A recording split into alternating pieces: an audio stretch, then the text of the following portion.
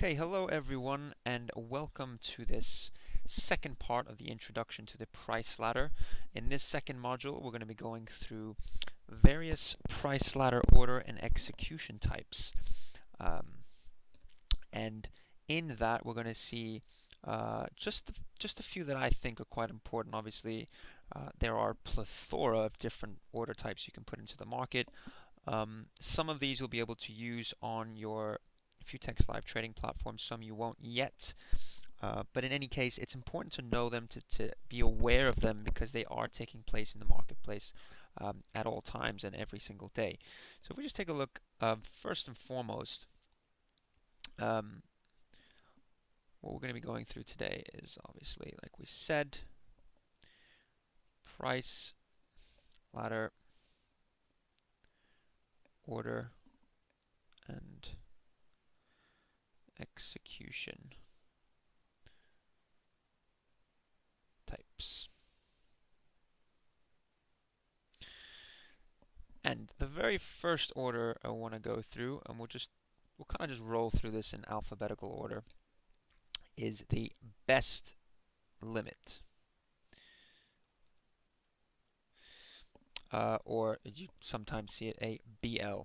Now, the best limit is basically an order whereby if you click best limit, your order joins the best bid or offer without the requirement of a price being entered. So the order joins best bid slash offer without requirement of price being entered. That is your best limit order. Obviously, an order type, if the market, for example, I don't use this order type, but for example, if the market's quite volatile, you don't really want to be using a best limit order, but it's something possibly that algorithmic trading sort of systems might be using. Move over to the next type of order. We have the block order type. Now, a block, you don't necessarily see this interaction. You see it on the price. You see it on the price ladder. You see it sometimes on your, let's say, your delta footprint. But it's a high volume trade, so it's a high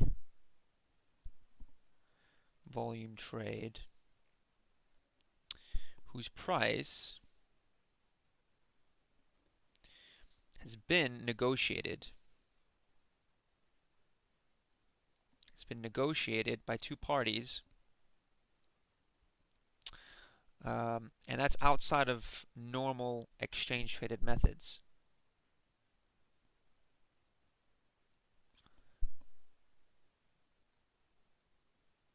Exchange traded methods. Now, what usually happens with this is, let's say a big bank with another bank, they agree to trade at a certain price. They say, okay, we want to trade, let's say if we're looking at the EuroFX, for example, we want to trade at on spot 1387. So when the price gets to that area, they'll block trade, and a trade of, let's say, 800 or 500 will go through the market, maybe even 2,000 lots go through the market. It's usually a very high volume trade, and it happens just in one block. It doesn't take place, in increments. There's no slicing of the orders or anything like that. Really, when these block orders go through, it's an agreed at one price, they agreed this much volume, and the whole volume goes through in one big block. So that's essentially why they call it a block. Likewise, if we take a look at a cross, again, it's a prearranged trade. So prearranged trade with either a party within the trading firm, or a specified party outside of the firm. So it's basically a prearranged trade. You cross the trade. It can be within the firm or it can be outside of the firm. So within or outside firm. Prearranged trade though, something obviously to keep in mind. Likewise, like the block trade, it's a prearranged trade. Then we have an interesting order type called the fill or kill. And put that in brackets, F-O-K, fork. Yeah. So the fill or kill is, let's say, an entire order either gets filled immediately or that order is immediately canceled. So basically, in essence, that's basically what the order type is. If an order gets put into the marketplace, let's just say someone puts in, 300 lots here at 113.81 at this price here, and he keeps it on there for, let's say, 2 to 3 seconds, or let's say he puts in a barrier of 3 seconds. If that's not filled within, that would have been filled now, but obviously if that hasn't been filled within 2 seconds or 3 seconds, whatever he puts that time variable as, if that's not filled immediately, it gets canceled and he gets pulled out of the market. Not something particularly any intraday traders tend to do. It's probably more an institutional, again, a more institutional type order type. If you don't get that price, then you don't want to get the whole order done. You don't want to get a partial fill. In the case that you get, let's say, a partial fill of 10 out of the 300 you've put there, and then it starts bidding up, it starts running away from you. It's either you get the whole lot or you don't want it at all. That's basically what the fill or kill does. So fill or kill, as we said, entire order fills or it's immediately canceled.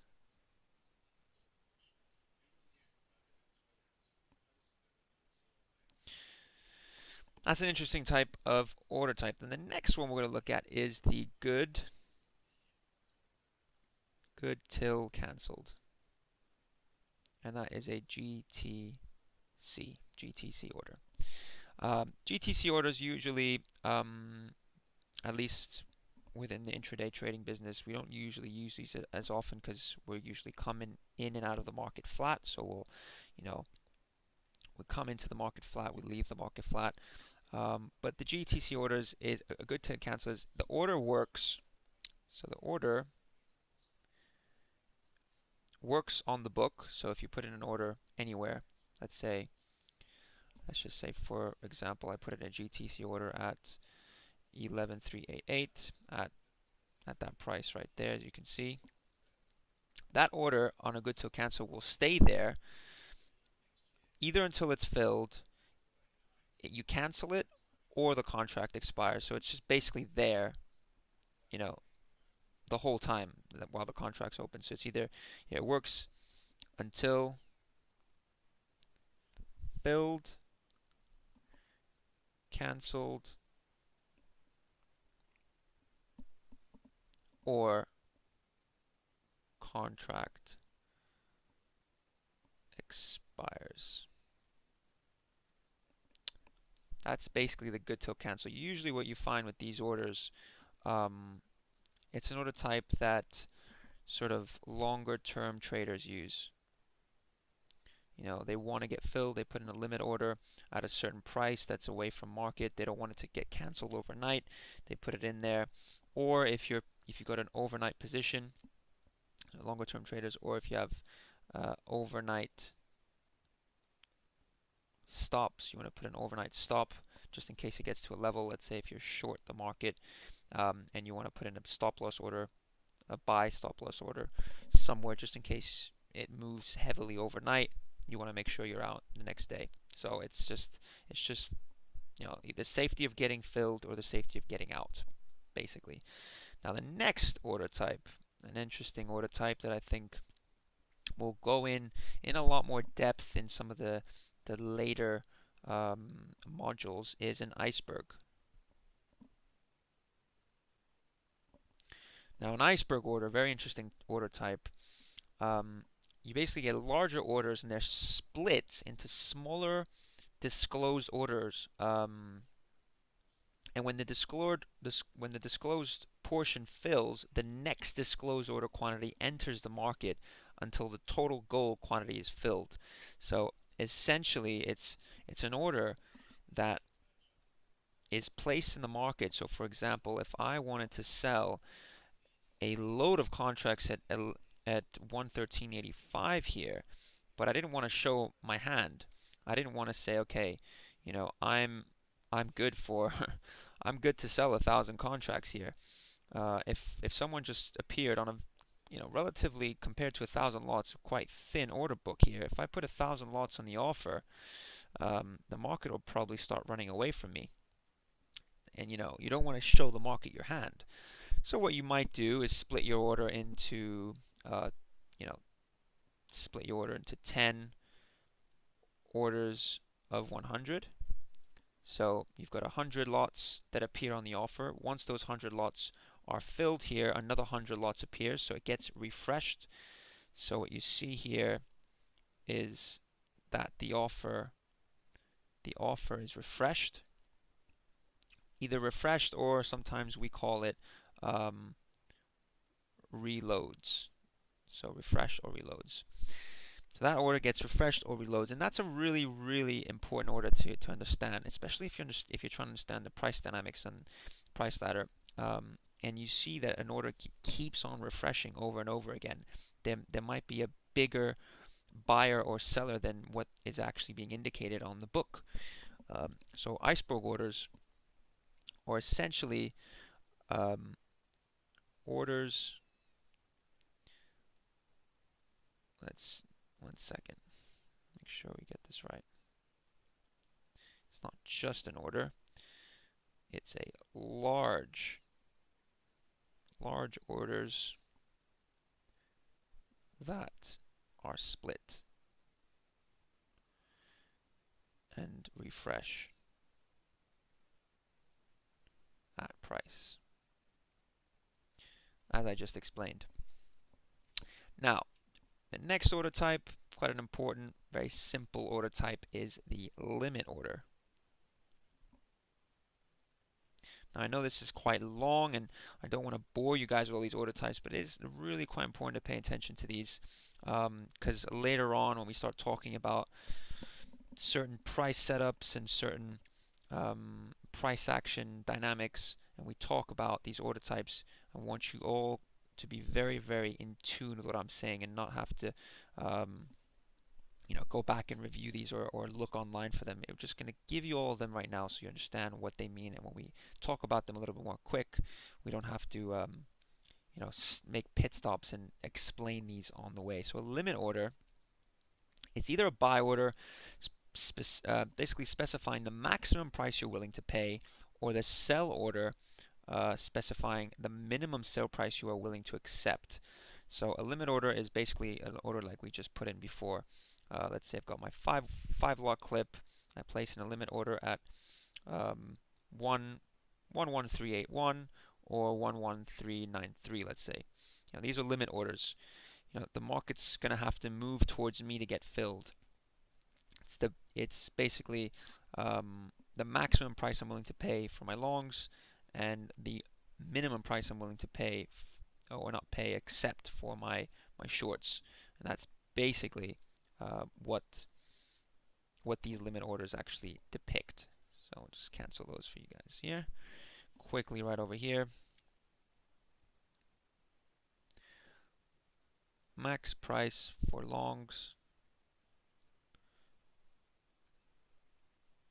Min price for shorts. Now, next order is a very important order. Like we were saying before, in very volatile times, you have to be aware of the market order, or any time really. If you're trying to be aggressive, you're going to use the market order. The market order is basically, you've got a clip here. A market order is if I just click at market right there, that's a market order. I've just executed at market. Likewise, I can execute again at market to get out. Just below there, that's a market order.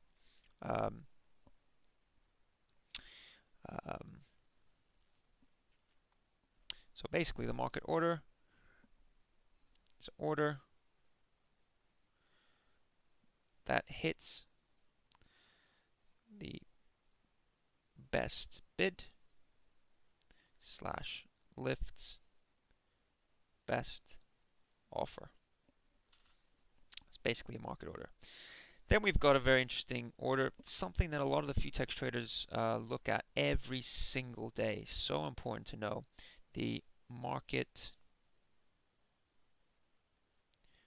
on close, or the MOC. MOCs, market on close orders. It's hugely important. Every day into the close, there's a lot of volume that comes into the market.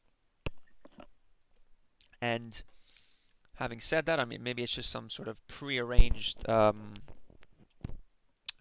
occurrence over the years where all market participants know that towards the end of the day, there's large volume coming into the market, and consequently, a lot of the institutions like to take care of their orders during that time because they know there's lots of volume. So they'll put MOC orders, and there's a lot of, like I said, a lot of volume, sometimes quite a bit of volatility into the close because of these orders. So, like we just said, these are market orders, not limits, they're market orders that are sent during the closing auction.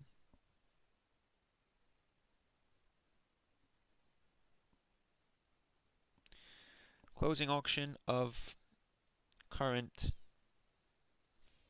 business day.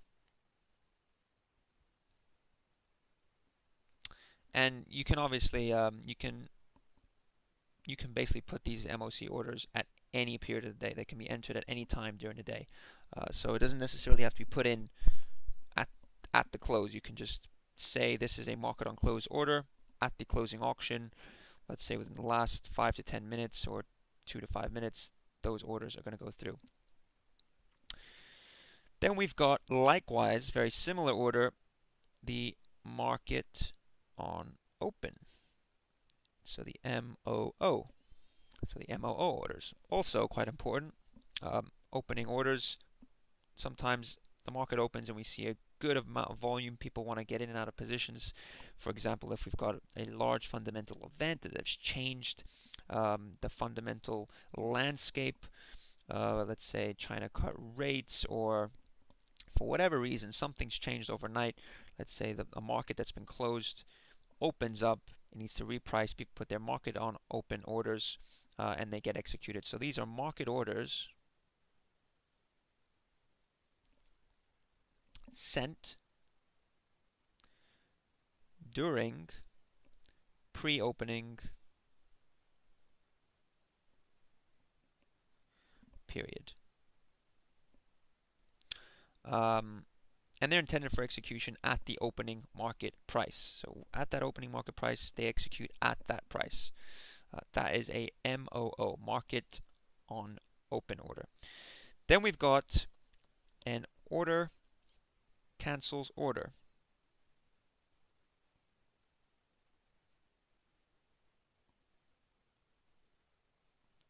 I'll just put that bracket in here, OCO. Now the OCO are basically, they're two orders for the same quantity and contract at different price levels. When one of the orders executes, the other is cancelled. So let me give you an example. So for example, if I was long the market here, as you can see there, I want to get out at this price here at 11,400 the figure, and I'm going to put in a stop loss order, let's say 4 ticks below. So basically, if this was my setup, I was long, as you can see here, long here, wanted to get out of the trade here, and I either get out of the trade with a loss here, so this is my stop loss order, or my limit order here is where I'd like to get out of the trade for a profit. Now with an OCO, if I connect these two together, and we don't currently have this functionality yet on the Futex live trading platform, but it will come up very soon, and it's very simple to do. You just basically connect these such that um, if one of these gets hit, so if let's say my stop loss order gets hit, my limit gets cancelled, or if my limit gets hit, then my stop loss order gets canceled. So I usually use these orders if I'm in the market. I go out for lunch for a quick, 15-20 minutes to pick up some lunch, just in case something happens in the market and my either my stop gets hit. I don't just want to have an order in the market that leaves me vulnerable.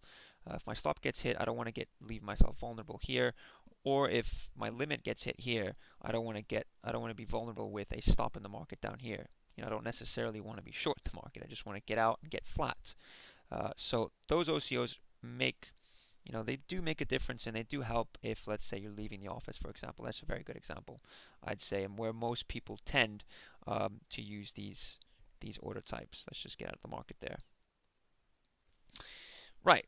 Let's just quickly put that in a little description. So 2 orders, same quantity / contract at different price levels. One executes, other cancels. Then we've got, just before the last one, we've got our stop limit. So basically that's an order that triggers when the market has reached or penetrated a specific price in the market. Stop triggers are typically set worse than the current market, and once they're triggered, a limit order is entered in the market. So it's the difference. I'm just going to put down the next one because it's stop limit and stop market order. So the stop limit, when it reaches a certain area or price, when it basically reaches that specific price, a limit is entered into the market. So when specific price penetrated or reached,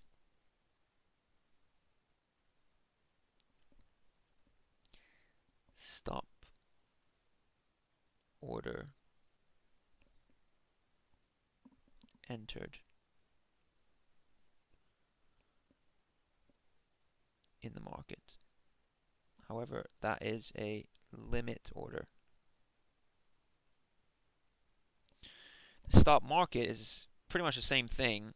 That order gets triggered when the market has reached or penetrated a specific price, but once it's triggered, a market order is sent to the market. So this is exactly the same thing as above, except when it gets triggered, there is a market order, not limit. I think that's pretty self-explanatory. So that was a little bit of a longer video than we usually do. We've covered the majority, I think, of the order types that I wanted to cover. It's it's a little bit messy. Hopefully you did get the gist of what I wanted to go through.